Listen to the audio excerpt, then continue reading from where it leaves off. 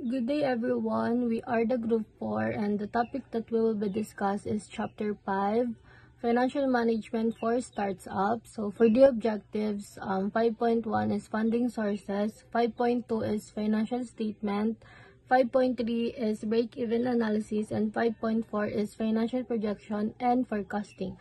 So first, let us define what is funding sources. So a funding sources is where money comes from to a finance project, business, or activity. So, in basic words po, ito yung pinagmumulan or pinagkukunan natin ng pondo to start up a business and for them to operate and grow. And it is important to know the different funding sources because it is very crucial for individuals and organization para ma-secure nila yung capital na kailangan nila. Ayan. So, the first common funding sources include is the bootstrapping. So, yung bootstrapping naman po is ito yung mga businesses na nagsastart sila na yung naggamit nila is yung personal savings nila or yung revenue nila to generate their own business. And ito din daw yung most common funding sources pag nagsa-startup ng business. So, for example po sa amin, meron po kaming business, nagpaparent po kami ng camping equipment and for us to start a business, yung gamit namin na pera is yung personal savings namin. So, meron siyang advantages. First is 100% mong own yung business. Ibig sabihin, there's no co-owners, shareholders, or yung outside investors. Ibig sabihin, all the decisions are made by the owner. And meron din siyang disadvantages like limited resources kasi nag-start ka mag-isa, so limit lang yung resource mo kasi nga sole proprietorship lang siya. Angel investor, wealthy individuals who provide capital to startups in exchange for equity or convertible debt. This typically invest during the early stage of the business. So the advantage of the angel investor is the mentorship, business connection, and the larger capital than bootstrapping. So the disadvantage of angel investor is loss of equity, investor expectation, and limited funding compared to venture capital.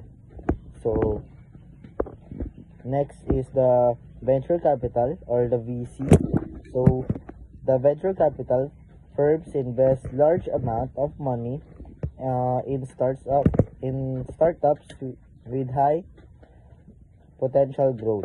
In return, they receive equity ownership and often take part in decision making. So the advantage of venture capital is large funding, business expertise, and network opportunities.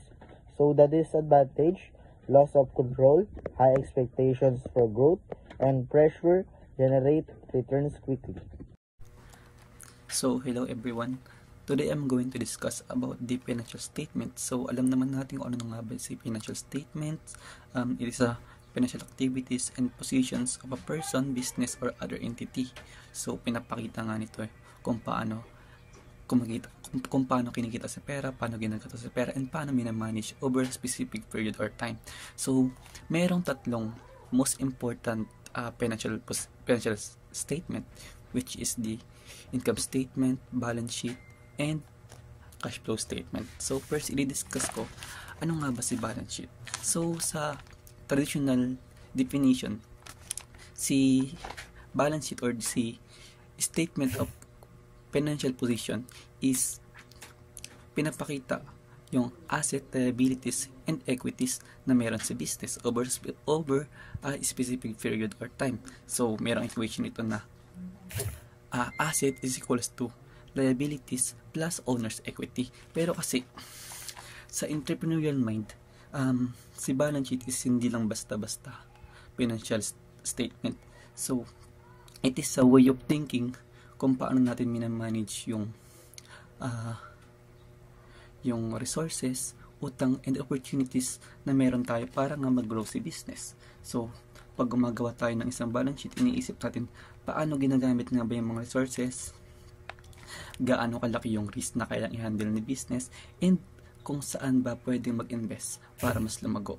So, in short, si balance sheet nga sa entrepreneurial mind is hindi lang basta-basta pera. It is all about kung paano mo ginagamit yung lahat ng meron ka para maging successful si business. So, pangalawa naman na important financial statement is the income statement or statement of comprehensive income. So, yun nga. Si statement of comprehensive income naman is isang financial statement na kung saan nagpapakita ng income and expenses ng business sa loob ng panahon or period. Usually monthly, quarterly, or yearly. So, ito naman is ginagawa, and syempre, ito yung nagsasabi kung kumita ba or nalugi ba sa business. So, yung basic format lang naman ni income statement is sales or kita minus expenses or gastos mo is equals to net income or yung net loss na nangyari. So, pero kasi sa entrepreneurial mindset,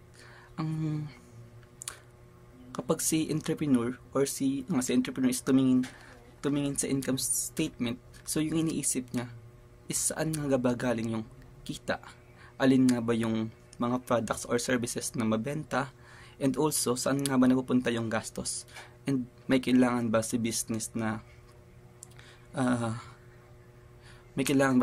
bawasan ng mga gastos in order para nga mas malumiit nga ba yung gastos, ganun. And syempre, kung merong profit si business, paano niya i-reinvest para mas lumago pa. So, si income statement is parang isang report card na kung saan pinapakita niya nga ba kung gumagana ba yung strategy or may kailangan nga bang adjustment na gawin si business. So, third one is yung cash flow statement. So, statement of cash flow nga is financial statements na nagpapakita lang naman kung paano pumapasok and lumalabas si pera or cash sa loob ng business. So, usually, ginagawa ito monthly or yearly. And, merong tatlong activities sa statement of cash flow. Unang-una is yung operating activities. Si operating activities is yung mga cash na galing sa pang-araw-araw na operation ng business. Example nito is yung kita sa mga benta, bayad sa mga suppliers, and sweldo ng mga tauhan. And yung pangalawa naman is investment activities. So, ito naman yung mga cash na galing sa pagbili or pagbibenta nga ng mga assets. Yung example nito is yung mga equipment, pagbibenta ng mga lumang trucks, yung mga lumang equipment, ganon. So, third one naman is yung financing activities. So, ito naman yung mga cash na galing sa mga loans or utang, and syempre, yung mga capital na pinuhunan nga ng mga investment natin. So, kasama na dito yung mga pagbabayad na rin or pag-return sa mga dividends na in-invest nila. So,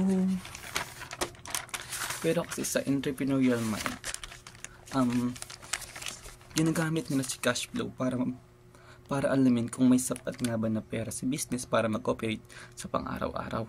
So, ginagamit rin nila si cash flow para planuhin yung mga possible investment or expansion, and syempre para na rin maiwasan yung pagkakaroon ng kakulangan sa cash. Yun lang po. Thank you. Proceed to break-even analysis. Break-even analysis helps businesses determine the minimum level of activity needed to cover all costs, including fixed and variable costs. It's a crucial tool for financial planning, budgeting, and making informed decisions about pricing, production, and investment. So the next is break-even point formula. So as we can see, dito po natin ito po yung example ng formula. So to calculate the break-even point in units, use the formula. Break-even point or units is equal to fixed cost divided by sales price per unit. Variable cost per unit, or in sales dollars, using the formula break-even point sales or dollars, is equal to fixed cost and divided by contribution margin. And the next slide po, makikita po natin dito yung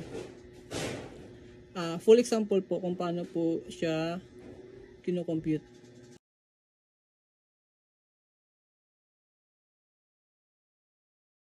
Here's a breakdown of the importance of break-even analysis. So number 1 is understanding profitability and viability. Determining the break-even point.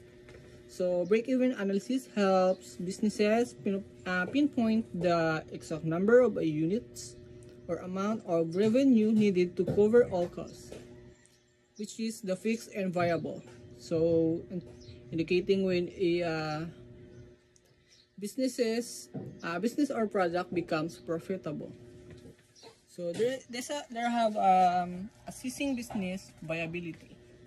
So before launching a new product or service, or even starting a business, break-even analysis helps determine whether the venture is financially viable by showing if the required sales volume is achievable.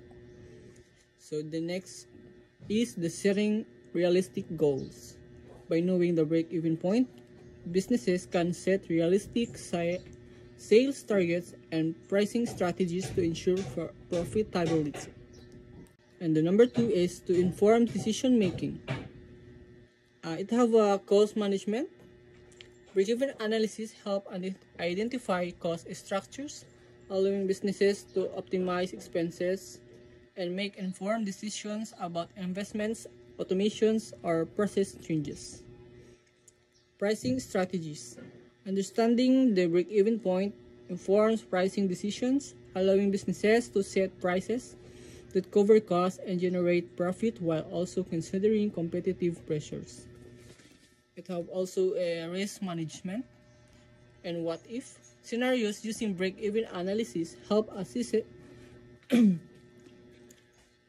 What if scenarios using break-even analysis help assess potential outcomes of different strategies, allowing businesses to mitigate risk and make more informed decisions.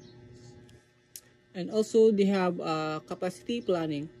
Break-even analysis helps determine the remaining capacity of a company once the break-even point is reached, which can help show the maximum profit that can be generated. And the third is the financial planning and budgeting. So it have revenue targeting. So revenue targeting, break-even analysis helps establish revenue targets by understanding the sales volume needed to cover costs and achieve profitability. And the next is budgeting and forecasting. Knowing the break-even point allows businesses to create more accurate budgets and financial forecasts, leading to better financial management, identifying potential problems.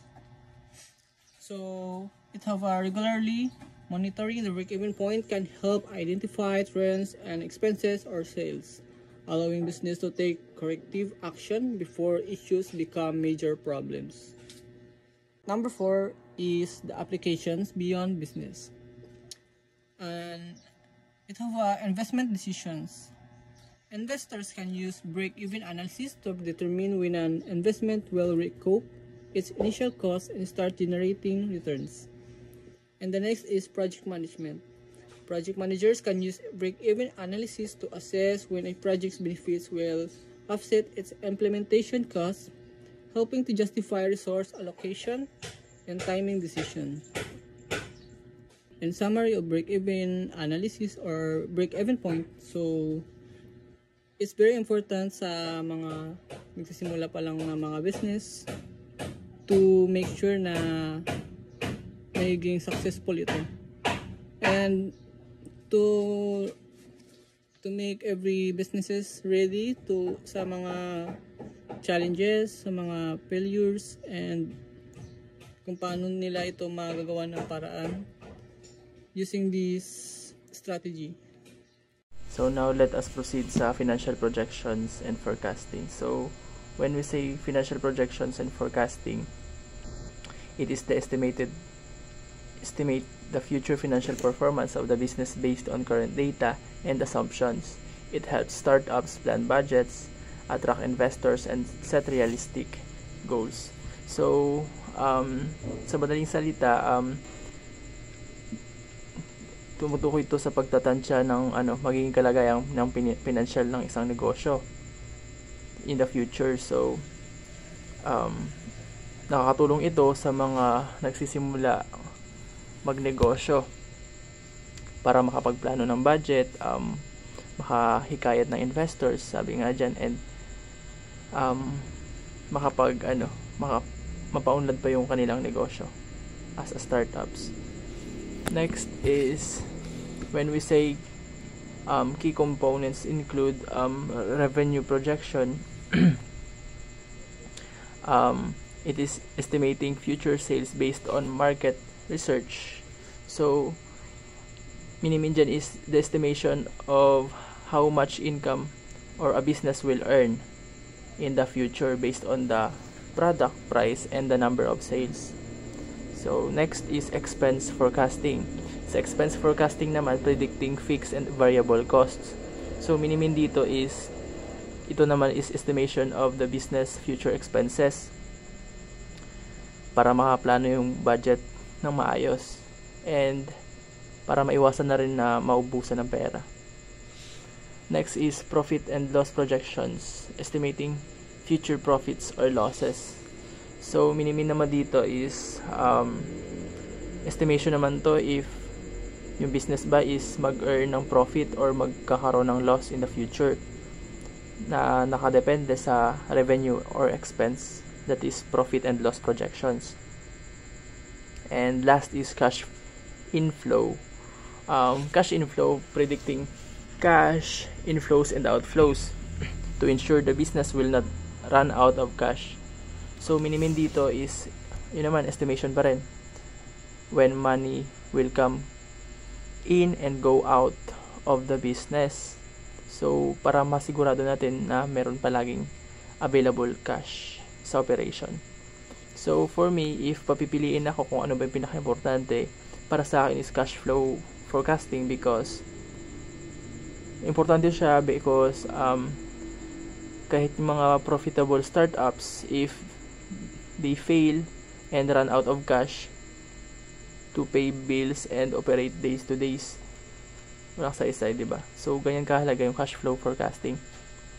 And kung papipili naman ako kung ano dito yung parang least important for me is profit and loss projections, kasi a business naman can still operate pa rin kasi even there is a fluctuating profits as long as merong cash na available. Yun lang sa financial projections and forecasting.